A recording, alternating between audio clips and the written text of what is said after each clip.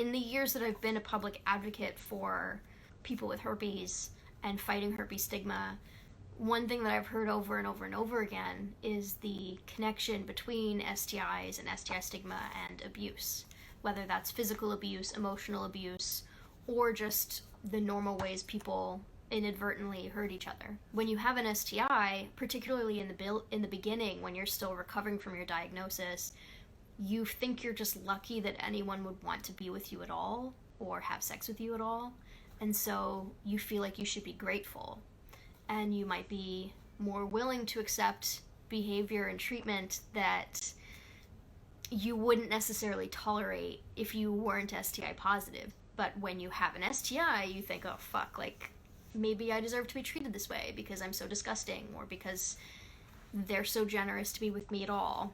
And then, in an ironic twist, it also goes the opposite direction, where if you're with an abusive person, whether they are sexually violent or physically violent or unfaithful or manipulative, you might be less likely to use protection with them. They might not be willing to, you might be too afraid to ask, they might be cheating on you and putting you at risk of contracting something because they're not being monogamous in the way that you think. You might be at increased risk of getting an STI because of dating a perpetrator of abuse or sexual violence.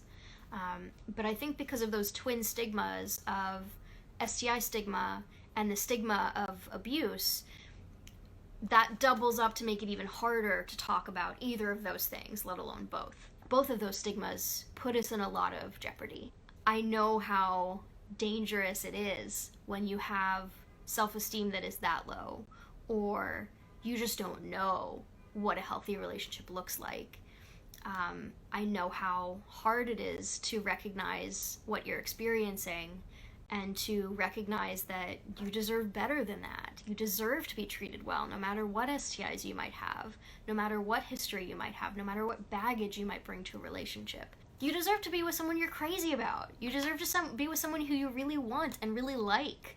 You never deserve to be abused, or manipulated, or lied to, or put at risk of an STI. I hear these stories all the time.